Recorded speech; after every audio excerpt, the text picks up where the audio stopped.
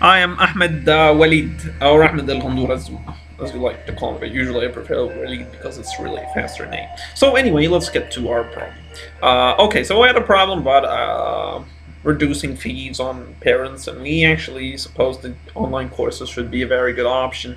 And today I'm going to be introducing some examples of successful institutions that actually made online courses available, not for only its students, but for the whole world. So the first example I would suppose it would be UC Berkeley, since I love California because it's a sunny place, and I'd start with it. Actually, it's the least fancy concerning the other sites that I'm gonna show you. So just be prepared. Okay, so UC Berkeley here is a very fancy UC Webcast is a very fancy site that you can check. These are some biology lectures. It's actually probably a year course, so it's about 23 lectures. They're mostly on YouTube. Just put the video and enjoy. Lectures are actually pictured. That's really wonderful. So, okay, since I told you UC Berkeley's is the least fancy probably because of the pixels, the cameras which would actually shot those professors. But let's close UC Berkeley. Oh, let's leave it open. Now, the second side would be of MIT. MIT is one of the most prestigious universities in the world. It's actually the best technical university in the whole world. Like, engineers would actually rush to those universities. So it has a very, very good one. It's much more developed. Let's take, for example, principles of economics. So here's the units, the courses actually made into units. So you for example, you choose introduction to economics. Get the videos here if you want to watch the video lecture. Now there are some PDF for people who might want to revise later on, so that probably they're going to take the midterm, which is here. They can take a midterm. Pretty fancy. Yeah, these are some tough people. I actually tried to study from their physics exams for my physics midterm. Yeah, so midterm to cover material. These are practice midterms, so they're not only giving you the midterm, they're giving you even practice problems for the midterm. We can open one if we have time. I assume we do. Maybe it's gonna take a little bit of time. So anyway, I guess we have the point. So here's a very successful institution offering its online course. It's offering its courses online, and doing a great job, really. So anyway, let's get to the other site, which is Udacity. Actually, Udacity was the one I really kind of like. Udacity is very good in that it's usually very good at computer science courses.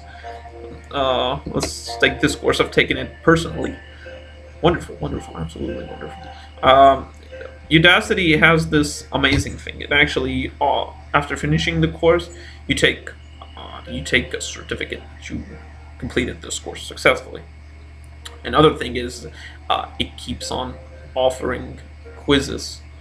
Well, you're taking it, so you can take quizzes after just the professor finishes the point, so he can give you some questions on it, and that's really makes you benefit, because you don't you can lose your attention while watching the lecture, and then, oh my god, there's a question. How do I answer that? I can't complete the course without answering the questions. So you turn back and then you answer the question.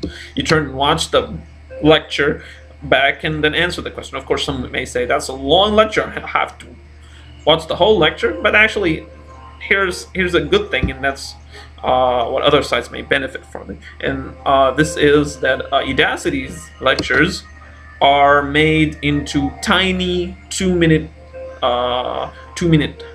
pieces. So, for example, if a lecture is about 50 minutes, he's actually going to divide it 2, 2, 2, 2, 2, 3, 2, 2, 3, 2. So short, and every part has some questions on it, and there are assignments that you solve and they get checked and you have a grade for them. And since actually they're mostly computerized, so you don't have to wait for hours or hours. You don't have to wait for days or weeks for them to be checked. You know you're graded at the instant moment. So it's a really fancy universe. It's a really fancy idea. It was actually introduced by Stanford. So some really big guys in here. Let's go to Yale. I love Yale. Actually, Yale's courses are a bit. They're also like UC Berkeley's and MIT. They're not really that different. They don't really offer. They don't offer certificates for finishing the course, but they're pretty good. I think they're fun. Now edX. edX is actually like it's from the top two. edX is made really very big institutions such as Harvard and MIT and Berkeley and all those universities have participated in it. So these are some courses that are offered. You take the course. It's not like a lecture. It's not like those of MIT and UC Berkeley. It's not like those of MIT and UC Berkeley and Yale. Just like more of like Udacity. So the professor really looks at you. So for example, let me log in. Yeah, okay. I'll show you some of the things I'm taking. I've been taking here a physiology course and solid state chemistry. No, that's not physiology in Coursera. So let's say this is solid state chemistry. I'm a big fan of chemistry. I love chemistry. So you open that, you can check the syllabus, the readings. After each assignment you have the solutions, and there is also discussion, so you don't kind of understand something, you go to the discussion board and you meet some really fancy people. I've seen PhDs watching the lectures. They introduce you to others. For example, I searched about people from Egypt, so that maybe we can study with these people. Of course, that's not now because it's been like 4 weeks of taking this course, so it's not probably going to be available. The things that I used to chat about it. So anyway, it's really good and gives you a certificate. And something to note: it's most of the things we've seen now. Most of the things we've seen now are actually non-profit. So they're all non-profit. So they don't really aim for advertisements. They usually live on donations.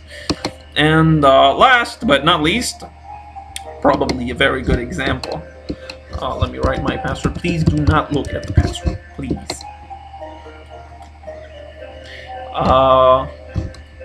So this is a human physiology course I am taking.